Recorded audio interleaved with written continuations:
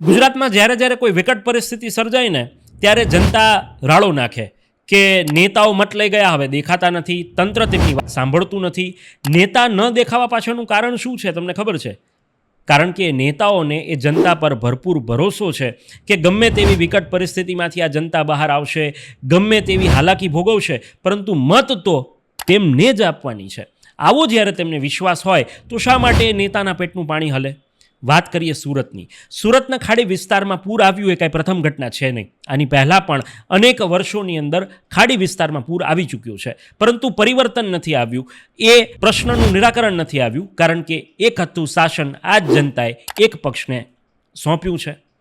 છેલ્લી સ્થાનિક સ્વરાજ્યની ચૂંટણીની અંદર 5 સીટો વિપક્ષના ફાળે આવી અને 115 સીટો ભારતીય જનતા પાર્ટીને મળી છે.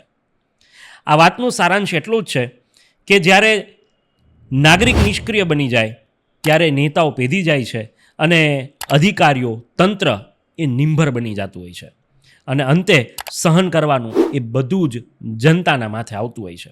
એટલા માટે સમજાય તેને વંદન, ના સમજાય તેને જય શ્રી રામ.